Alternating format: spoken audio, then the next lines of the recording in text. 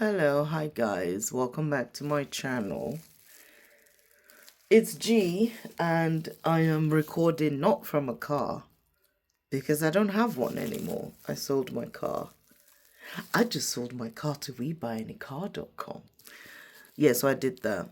And I'm waiting for my next car. I'm done with electric cars. They're just, yeah. This was my first one and it's my last one for a while.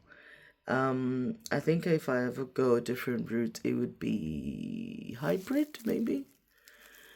If you're wondering what this is, I just had my tattoo not refresh, what did they call it? Touched up? I got some tats done, I got some ink done on the 3rd of January, and it was my 4-week touch up or something. And even though it was quicker, it was like 20 minutes, I've got it on both hands. It was so painful, but I knew I had no energy to scream. I screamed maybe a couple of times. And it was basically like going over a wound. I've got a few tattoos, but I've never had any touched up before. So, yeah. Anyway, I shall reveal the tattoos when they're ready to be revealed, when they're healed. But they're tattoos of a reminder for me on the parts of my hand that I scratch the most when I'm stressed out and anxious. I scratch them till they're very sore and sometimes like not bleeding, but red raw.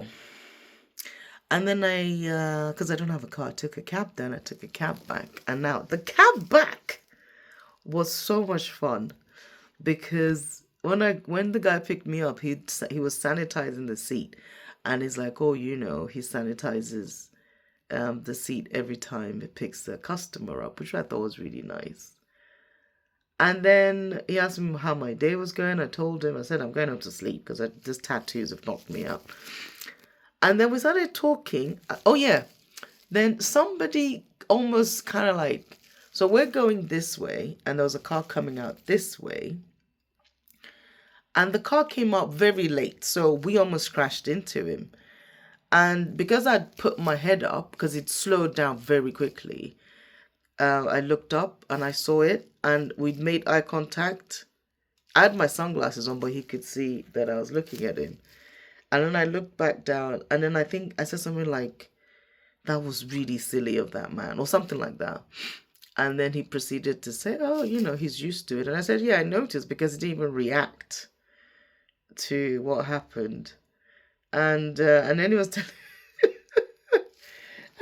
telling me stories of things that have happened to him as a cab driver, to the point when we got home and I was in the car for a good 5 minutes, so we're just talking.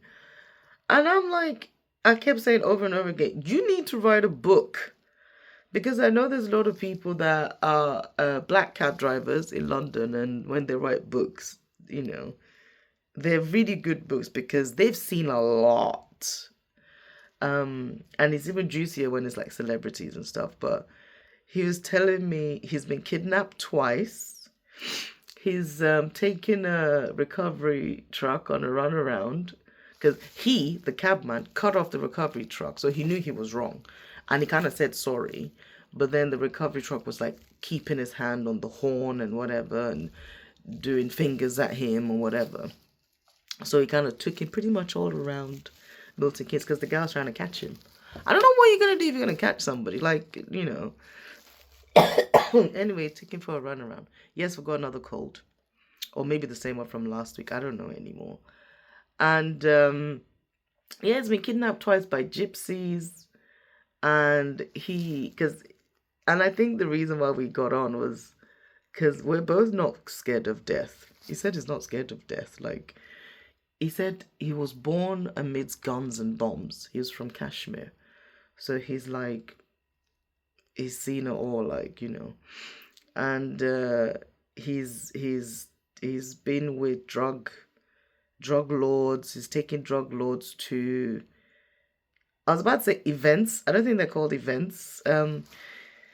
He's taking drug lords to Luton. He did say Luton. I didn't say. He said Luton, where they will meet up, and then the drug lord will like put his balaclava on in the car and take out machete and other weapons and step out of the cab. And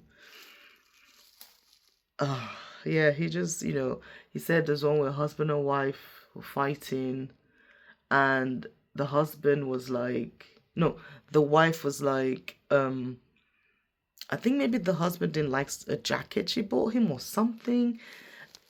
And she's like, oh, she'd rather buy it for the cab driver than him. And then the husband's looking at him like, are you messing with my wife? Anyway, so that's my morning. I'm still on this 90-day thing, and we're getting there. There was something I wanted to talk about, but I can't remember. I was listening to the Receipts podcast yesterday, and there was something they mentioned that I wanted to talk about, but I can't remember. There were several things they talked about, but I can't remember the specific one. I was like, oh, this would... I remember, because I thought this would make a good conversation. It's the one where Cat Burns, the singer, is in it. And they basically... I have to keep this on for 2 hours. They basically were saying... So the dilemma... Was it a dilemma? Yeah, it was a dilemma that came in after Cat Burns had left. And I really enjoyed the Cat Burns interview. It was really good.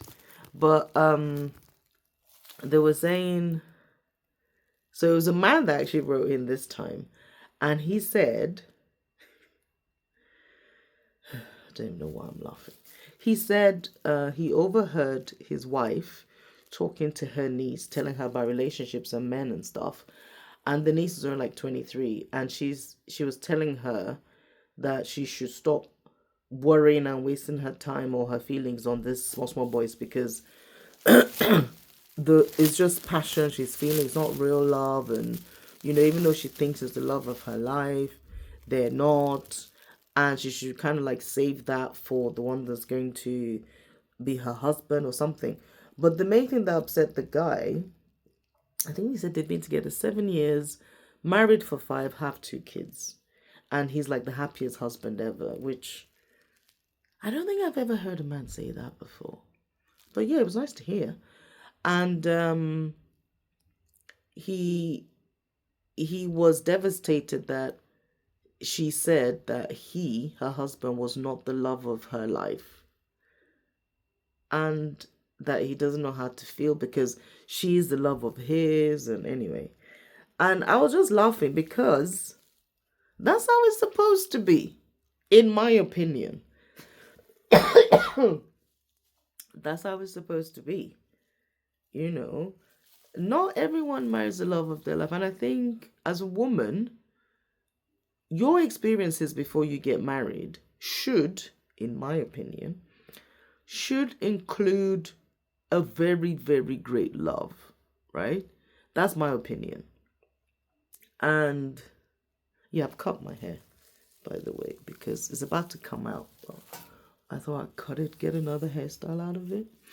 So yeah, the love of your life shouldn't be the one you marry, because, and again, I can only speak from experience as a married person.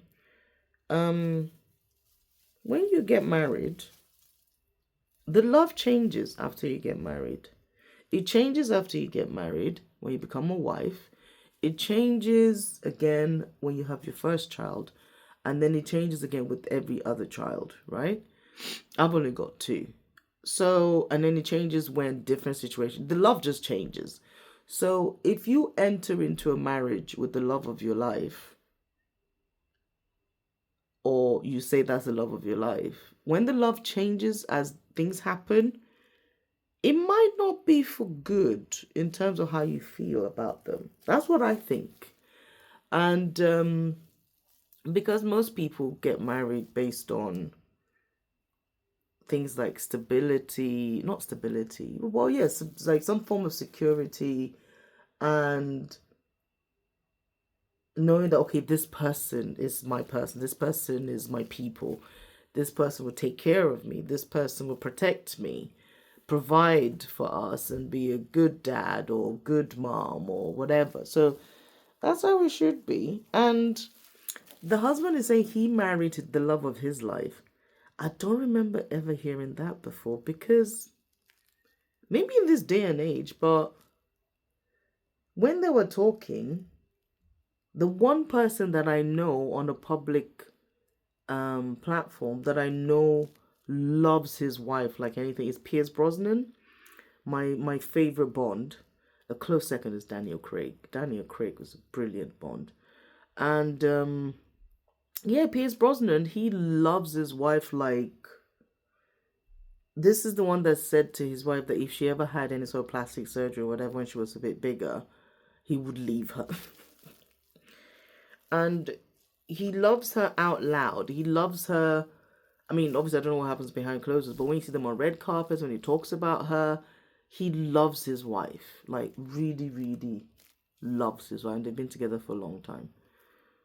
So that was the only one I could think of that marriage, from what I saw, didn't really change their relationship that much. If anything, he loved her more, which is what it should be.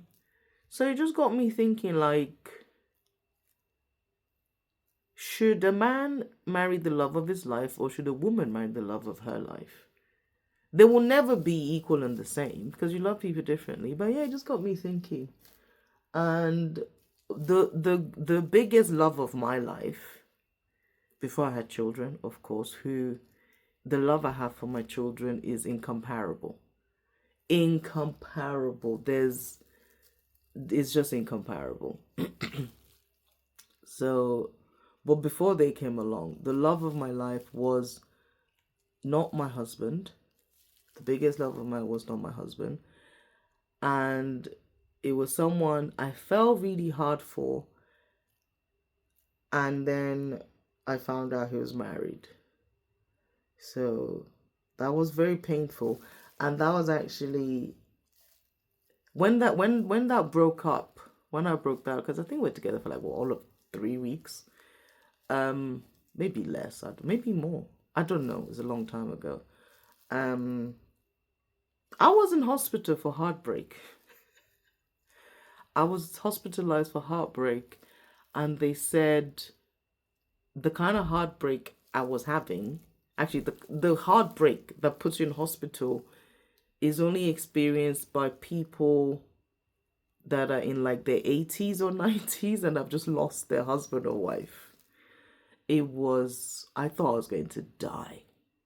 And I remember thinking, I never want to be in love again. Like, I never want to be in love again. If this is what it is, when your heart is broken, please keep this love. It was, I think at one point I ran out of tears. This is before I ended up in hospital. I ran out of tears. It was, anyway, it was really hard. So that was the biggest love of my life. And then the next time I remember falling in love was with my husband when we started dating. And we were dating long distance. And when I realized I was in love, or I'd fallen in love, I could physically feel it happening. The first 2 words that came out of my mouth were, "Oh shit." That was it, because I was like, oh, not again. But also, why not? So yeah, it's you can have the biggest or the love of your life for many different reasons, but one thing I will not wish on anyone is heartbreak. Heartbreak is, especially for me, that first one, or my only heartbreak, the first time I was properly in love, this guy was perfect, apart from the married bit. He was tall. He was, actually, I don't care about tall, dark, and handsome. I don't know. He didn't have any hair, so I don't know about the dark bit, but he was a black man. He was Nigerian. He was very well educated.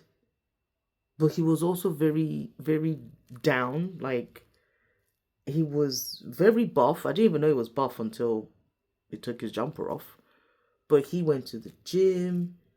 He was just such a nice man. And I thought he was really, really good looking. I don't think he did, but yeah, he was a beautiful man. Very beautiful man. And he was nice, he was genuine, he was this. And I did my research. The fact that he was married off in absentia. And this is when, and I know this happened because I did check, when I think his parents were bothering him that he needed to get married, blah, blah, blah. And he's like, I can't find anyone I haven't got anyone, blah, blah. Okay, fine. If you find someone that I'll be okay with, blah, blah, blah. So when I met him, he told me, and I believe him, I have no reason to doubt him. He said that he was married. He told me this after like maybe a couple of weeks. I think we were together for like maybe 3 months. I want to say, I actually don't know. But yeah, he said he was married off in absentia, and he'd been talking to the girl over the phone or whatever. She seemed nice, blah blah blah. So for like their engagement or traditional wedding, they just put their pictures there. And then he was, when I met him, he was about 6 months away from going back to Nigeria, moving back to Nigeria to have the proper wedding and be with his wife and take over his father's multi-million naira company. It's like an Hollywood movie, honestly. So yeah, so I knew, and he gave me the option of ending it, or let's just have a relationship until he had to go. So I chose the latter. So we did have a relationship, knowing the end was coming. And I think towards the end, he actually asked me if I wanted to be his UK wife. He asked me to marry him. Like, can I be his second wife? I was like, absolutely not. It is just. I said no, it can't happen. Yeah. So anyway, that was what I just thought about, like the biggest love of your life, and I haven't relived that in a very long time. So that was fun going down memory lane. Now I need to go find something to eat and have a nap. But yeah, I hope you like my story time. And if you want more stories, let me know in the comments below. Do like, share, subscribe, and we will finish this 90 days soon. All right, have a good day. Peace and love, and whatever you do, take care of yourself. Okay? All right.